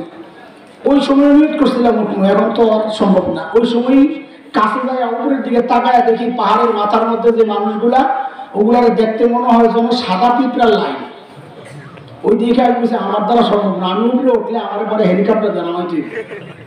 আর বলছি নাই, এখন পর্যন্ত আর সাহস, এখন তো আর সাহস করি না, এখন তো হেরাতেই উঠতে পারব না, এমন অবস্থায়। অথচ এখন তো পাহাড় কেটে কেটে সিঁড়ি তৈরি করা হয়েছে, তাতেই আমরা বলি এখন সম্ভব না। আর তখন তো সিঁড়িও ছিল না, এক পাথর থেকে লাফ দিয়ে আরেক পাথর, আরেক পাথর থেকে আরেক পাথর। ওই সময় হযরত আসমা ছোট্ট বাচ্চা, কোস্তার মধ্যে খানা নিয়া বকরির চরণের বাহানা দিয়ে দিয়ে ওই পাহাড়ের মাথায় যাইয়া বাবা আর নবীকে খাবার দিয়ে আসতে। একদিন আল্লাহর হাবিব দেখেন হযরত আসমার কপাল ফাটা, রক্ত ঝরছে। নবী জিজ্ঞেস করেন, আসমা কোথায় পড়ে গিয়ে ব্যথা পাইলা? হযরত আসমা বলেন, ইয়া রাসূলুল্লাহ, আসার সময় আবু জাহেলের হাতে পড়েছিলাম। আবু জাহেল আমাকে ধইরা বলে, ও আসমা, তোমার বাবা আর নবী কোথায় আছে বলো, তুমি জানো? ইয়া রাসূলুল্লাহ, আমি বললাম, হ্যাঁ আমি জানি, কিন্তু বলবো না। ওগো আল্লাহর হাবিব, এই কথা বলার সাথে সাথে আবু জাহেল আমাকে এমন এক থাপ্পড় মারলো, আমি ছিটকে যায় পাশের পাথরে পড়ে আমার কপালটা ফেটে গেছে। ওগো আল্লাহর হাবিব, আমি যখন উঠলাম, আবু জাহেল আইসায় আমার গলার টিপা ধরছে, বলে, আসমা, যদি নবী কোথায় আছে না বলো, তোমাকে এখনই আমি হত্যা করব। ওগো আল্লাহর হাবিব, আমি আবু জাহেলকে জানায়া দিলাম, আবু জাহেল শোনেন, আপনি আমারে মারতে তো পারবেন, কিন্তু জেনে রাখেন, আমি আমাকে আপনার হাওয়ালা করব, কিন্তু আমি আমার নবীকে আপনার হাওয়ালা করব না। ছোট্ট বাচ্চা বলে নবীর চিন্তা, আমার কোনো চিন্তা নাই, আমার নবীকে দেবো না। আল্লাহু আকবার। তো বাচ্চার যদি এই হালত হয়, তো বাবা আবু বকরের হালত কি? পেরেশানি কার জন্য? নিজের জন্য না, কার জন্য? আল্লাহর হাবিব জিজ্ঞেস করলেন, ও আবু বকর, আপনার চেহারার মধ্যে তো চিন্তার ছাপ কেন? সাইয়েদনা আবু বকর বলেন, ইয়া রাসূলুল্লাহ, গুহার মুখের দিয়ে একটু তাকায় দেখেন, কাফেররা মুখের চারপাশে পায়চারি করছে। হযরত আবু বকর বলেন, ইয়া রাসূলুল্লাহ, লাউ আন্না আহাদাহুম ইয়ানজুরু ইলা কাদামাইহি, তাদের যে কেউ একজন গুহার মুখের দিকে তাকানোর দরকার নাই, যদি নিজের পায়ের দিকেও তাকায় তাইলেও তো আমাদেরকে দেখে ফেলবে। আল্লাহর হাবিব সান্ত্বনা দিচ্ছেন, ও আবু বকর, আপনি ভেবেছেন কি? হ্যাঁ, কি ভেবেছেন? আপনি কি ভেবেছেন এই গুহার ভেতরে খালি আমি আর আপনি আর আমাদের সাথে বুঝি আর কেউ নাই? না আবু বকর, না, এই গুহার ভেতরে খালি আমি আর আপনি না, আমাদের সাথে আল্লাহ আছে। নবীর এই সান্ত্বনার কথাটুকু আল্লাহ তাআলার এত পছন্দ হয়েছে, এত পছন্দ হয়েছে, আল্লাহ তাআলা এই কথাটারে কোরআনের সূরা তাওবার একটা আয়াতের টুকরা বানায়া নাযিল করে দিয়েছেন। মালিক বলেন, ইযহুমা ফিল গার ইয়াকুলু লিসাহিবি লা তাহজান ইন্নাল্লাহা মা'ানা। ওই খুব খেয়াল করেন, সূক্ষ্ম কথা, সূক্ষ্ম কথা।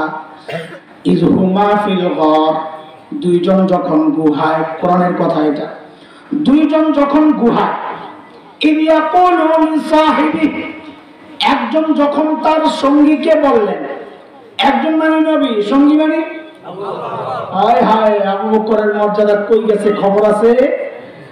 আল্লাহ বলতেছেন, একজন যখন তার সাহাবীকে বললেন, আমাদের বড়রা লেখেন, দেখো দেখো কার নাম, দেখো আবু বকর কই চলে গেছে, দেখো। বলে কি চলে গেল? আবু বকর যে নবীর সাহাবী, আল্লাহ কোরআনে স্বীকৃতি দিয়েছে। ইযহুমা ফিল গার ইয়াকুলু লিসাহিবি, সাহিব বলছেন আল্লাহ আবু বকরকে। ওমরের গোমর এই জায়গায় না, এটা একটা মজা দেখাইলাম, রস রস, ঘটনার রস, কোরআনের রস নিলাম। ওমরের গোমর তো সামনে। নবী বলেন, আবু বকর আপনি ঘাবড়েন না, ইন্নাল্লাহা মা'ানা। ও আবু বকর আপনি ঘাবড়েন না, কেন? বলে আমাদের সাথে আল্লাহ আছেন। কে? আল্লাহ। আমিও আছি আপনার সাথে, আল্লাহ আছেন আপনার সাথে। আবু বকর আপনি ঘাবড়েন না। ওমর কয়, শাস্তি কারবার, সারা জিন্দেগি আমল করে পাইলাম কি? আবু বকর 3 দিন আমল কইরা কই চলে গেছে, ধরা ছোঁয়ার বাইরে। বলে কারণ কি? ওমরের চিন্তা, আমার সারা জিন্দেগির আমলের প্রতিদান কি? নবী আমার মূল্যায়ন কিভাবে করেছেন? নবীর সাথে আমার সম্পর্কের লেভেলটা কি লেভেল? নবী বলেছেন, লাউ কানা বাদি নবিয়্যুন লাকানা ওমর, আমার পরে, খেয়াল করেন আমার দিকে, আমার পরে যদি কেউ নবী হতো, ওমর হতো। কবে? কবে? কবে? নবী বলেন, ওমর আমি আগে, আপনি? আমি আগে, আপনি? ওমর কয় শাস্তি, সারা জিন্দেগি আমল করে পাইলাম মর্যাদা কি? নবী কয়, ওমর আপনার সাথে আমার সম্পর্ক বাদী আছে, আগে আর পরে। আমি আগে আর আপনি? আবু বকর 3 দিন থাকছে, তাতেই নবী কয়, আবু বকর আপনি ঘাবড়ায়েন না, আপনার সাথে আমার সম্পর্ক কিন্তু ওমরের মতো বাদিয়তের না, আগে আর পরে না, মা'ানা, মাইয়াতের সাথে সাথে। মানে কি? যেন নবী বললেন, আমার পরে যদি কেউ নবী হতো, ওমর হতো, কিন্তু যদি আমার সাথে সাথে কেউ নবী হতো, আবু বকর। ওমর কয়, আমার বাদিয়তের মুকুট লাগবে না, আগে আর পরের ওই মুকুট আমার দরকার নাই। ভাইরে, আমার সারা জিন্দেগির আমল লইয়া যা, ওই 3 দিন দিয়ে দিই, কারণ 3 দিন পাইলেই তো আমি মাইয়াতের সাথে সাথে মুকুটটা আমার মাথায় দিব। এই গোমর বুঝেছেন ওমর, আবু বকর বুঝেন নাই। আবু বকর কি বোকা? আবু বকর কি জবাব দিলেন? হায়, আজ থেকে 12-13 বছর, 10-12 বছর আগে সর্বপ্রথম হাকিমুল ইসলাম কারি তৈয়ব রহমতুল্লাহ আলাইহি এক লেখায় যখন আবু বকরের এই জবাবটা পড়ি, আল্লাহকে সাক্ষী রেখে বলছি, আমি সাথে সাথে কেঁদে বলছি। কি মানুষ আবু বকর, আল্লাহু আকবার, কি মানুষ আবু বকর। আবু বকর কি জবাব দেয় জানেন? ওমর বলেন কি আপনি, বলেন কি আপনি, এই 3 দিন যদি আপনারে দিয়ে দেই তা আমার আর থাকে কি? আমি তো জীবনে কিছু করতে পারি না, এই 3 দিন তো আমার পুঁজি। আয় খোদা, আবু বকর বলে কিচ্ছু করে না, 3 দিনই বলে পুঁজি। আর আমি আপনি ভাবতেছি কত কিছু করছি, আল্লাহ মনে জান্নাত কয়েকটা রেডি রাখছে। আরে আবু বকর কি করেন নাই নবীর জন্য? সব দিয়ে গেছে, নিজের জীবন, জান, মাল, পরিবার সব নবীর জন্য। হিজরতের রাতে নবী আলাইহিস সালাম যায় দরজায় খালি পোকা মারছে, সাথে সাথে দরজা খুলে গেছে। নবী তো অবাক হয়ে গেছেন, আবু বকর আপনি ঘুমান নাই? সাইয়েদনা আবু বকর জবাব দিলেন, ইয়া রাসূলুল্লাহ, ওই যে 6 মাস আগে বলেছিলেন আবু বকর বের হওয়া লাগতে পারে, ও আল্লাহর হাবিব, সেই দিন থেকে আজ পর্যন্ত এই দরজাটাকে বালিশ বানায় আমি দাঁড়ায় দাঁড়ায় ঘুমাইছি। সেই আবু বকর বলতেছেন আমি কি কিছু করতে পারি নাকি? আর আমি আপনি ভাবি কত কিছু করি না। হাই হাই, চলেন চলেন, অনেক রাত হয়ে গেছে। ওই যে বুড়ির বাড়ির সামনে থেকে আনছিলাম, আপনাদের মনে আছে?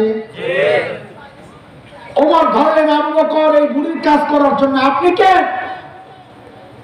আমরা নাই, মনে আছে কথা?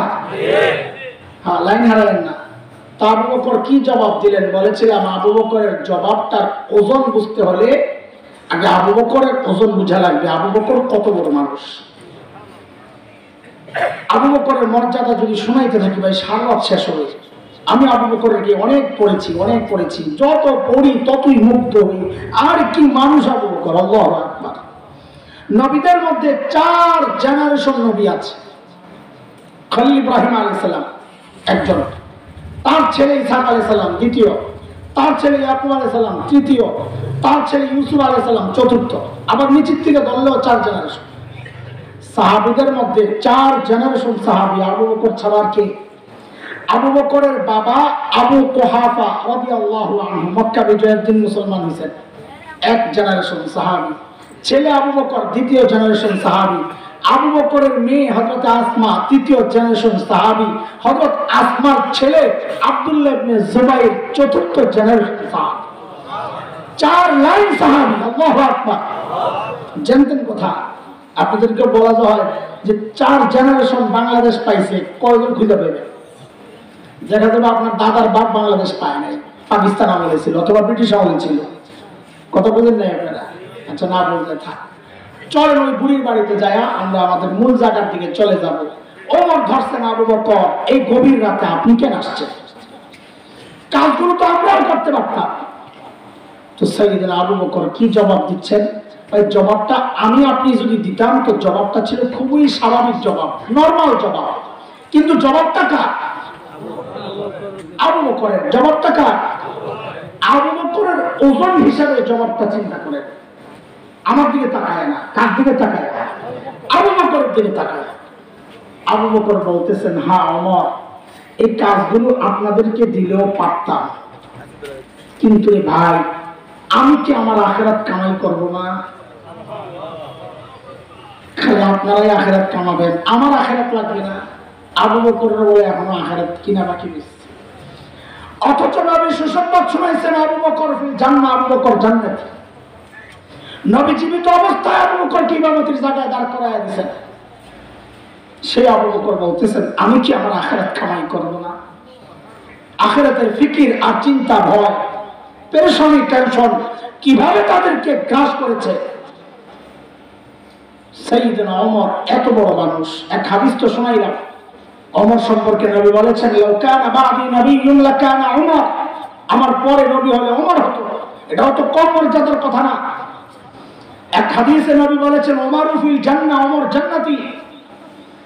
আমি আপনি হকের উপর চললে বলা হয় লোকটা হকপন্থী। ওমর সম্পর্কে নবী বলেছেন উল্টা। কি? দারাল হাক্কু হাইসু দারা, ওমর যেদিকে যায় হক তার পেছনে পেছনে যায়। ওমর হকপন্থী না, বরং হক ওমরপন্থী।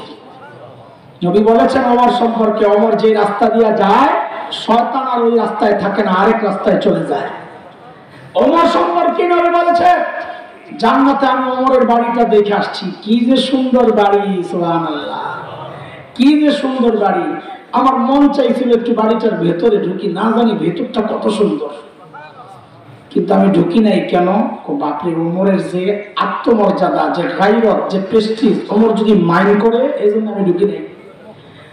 আয় হায় হায়, এটা তো শরীয়তের কথা, কারণ কারো ঘরে অনুমতি ছাড়া ঢোকা নিষেধ। কোরআনে আসছে না সূরা নূর, ইয়া আইয়ুহাল্লাযীনা আমানু লা তাদখুলু বুয়ুতান গায়রা বুয়ুতিকুম হাত্তা তাস্তানিসু ওয়া তুসাল্লিমু আলা আহলিহা। কারো ঘরে তো অনুমতি ছাড়া ঢোকা নিষেধ। আমি এজন্য ঢুকি নাই। মুফতি তাকি ওসমানী লেখেন, হায় হযরত ওমর এই জবাব শুনা হাউমাউ করে কান্না শুরু করছেন বাচ্চাদের মতো। আপনি কি ইয়া রাসূলুল্লাহ, আপনার সাথেও যদি আমার আত্মমর্যাদা বোধ হয়, কেন একটু ঢুকলেন না ইয়া রাসূলুল্লাহ, কেন একটু ঢুকলেন না? এত বড় মানুষ ওমর, অথচ আখিরাতের ভয় কিভাবে ঢুকছে কলিজায়। শুনে জীবন সায়ান্নে হযরত ওমর, মৃত্যুর মুখে হযরত ওমর, আবু লুলু মাজুসির ছেলে বিষাক্ত খঞ্জর দিয়া হযরত ওমরের পেটে যখন চালায়, নারীবুড়ি বের হয়ে গেছে, কাপড় দিয়া পেঁচায়া হযরত ওমরকে শোয়া দেওয়া হয়েছে মসজিদের নববীর ফ্লোরে। একজনের কোলে মাথা, হযরত ওমর বেহুশ, বিষের যন্ত্রণা, একটু হুশ ফিরছে, চোখ খুলে খবর লইছেন নামাজের কি অবস্থা। এরপর দেখেন দরজার কাছে এক ছেলে দাঁড়ায় আছে, তার কাপড় টাকের নিচে। ওমর দ্বীনের ব্যাপারে কতটা সিরিয়াস ছিলেন, নিজের এই অবস্থা, তারপরও ডাক দিছে হয় কাপড় উপরের দিকে ওঠা। এরপর কি করলেন হযরত ওমর? কোল থেকে নিয়ে মাথাটাকে মসজিদে নববীর ফ্লোরে রাখছেন। ও ভাই একটু বলেন তো, ফ্লোরটা তখন কি ছিল? পাকা, টাইলস করা, মোজাইক করা, কি ছিল? কাঁচা মাটি।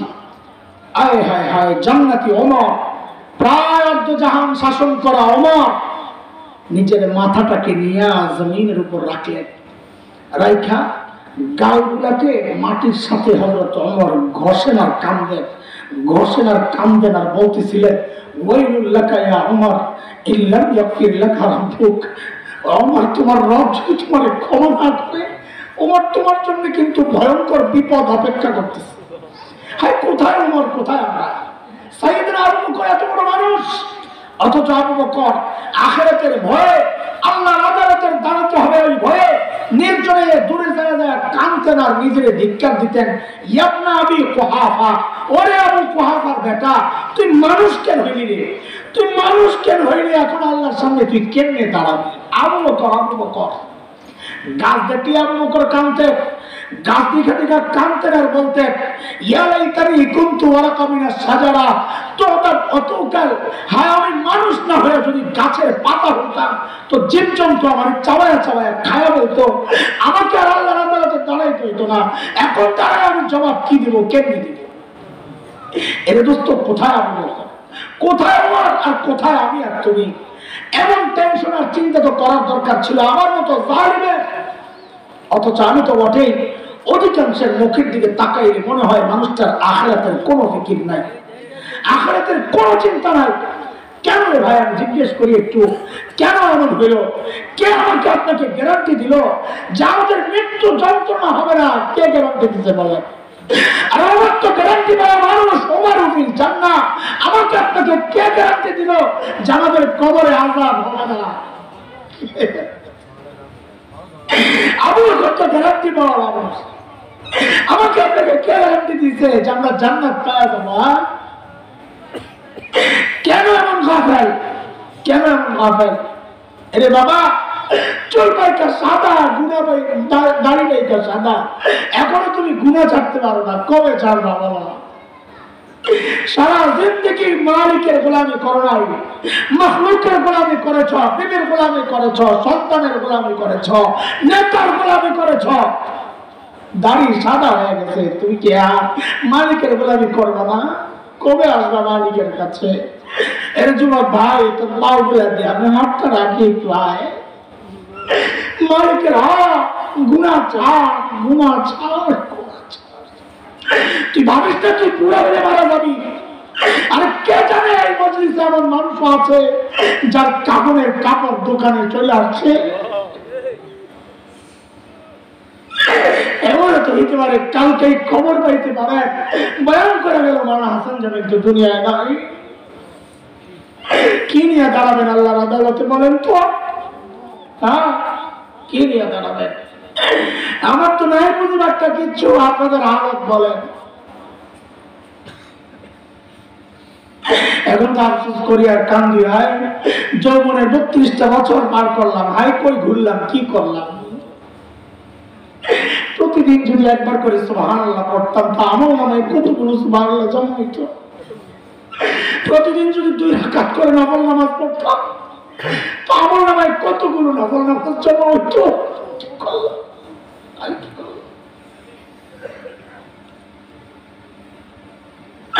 ও ভাই, মালিককে টাইম দাও। আমি আর তুমি ছাড়া দুনিয়ার সবাই টাইম দেয়। ওই গাছটার দিকে তাকায় দেখো, গাছটা দাঁড়ায় রয়েছে মনে করছো না? আর না দাঁড়ায় দাঁড়ায় সে মালিকের তাসবিহ করতেছে। যে কুকুরটাকে তাড়া দাও, ওই কুকুরটা রুকুর হালতে মালিকের তাসবিহ পড়ে। যে পোকামাকড় গুলা পায়ে ধরো, ওই পোকামাকড় গুলা সেজদার হালতে মালিকের তাসবিহ পড়ে। পড়িরা কেবল আমি আর তুমি, আমি আর তুমি। ওই জন্যই মালিক ডেকে ডেকে বলতেছেন, ইয়া আইয়ুহাল্লাযীনা আমানুত্তাকুল্লাহ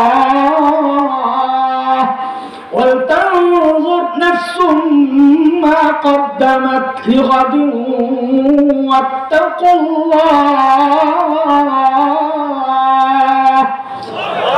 ও ইমানদার, আখিরাতের ফিকির করো। প্রত্যেকের আখিরাতের জন্য চিন্তা করা দরকার যে আমার পুঁজি কি, কামাই কি, সম্বল কি, আমি কি নিয়ে দাঁড়াবো। আল্লাহ তাআলা আমাদেরকে আখিরাতের জন্য পুরোপুরি প্রস্তুত হওয়ার তৌফিক দান করেন। আল্লাহ তাআলা আমাদের এই আশুতিয়া রিয়াজুস সুন্নাহ মাদ্রাসাকে দারুল দেওবন্দের মতো কবুল ও মঞ্জুর করেন, আমিন। মাদ্রাসার সমস্ত জরুরতকে আল্লাহ কুদরতে হাতে মিটায়া দেন, আমিন। ওয়া আখিরু দাওয়ানা আলহামদুলিল্লাহি রাব্বিল আলামিন।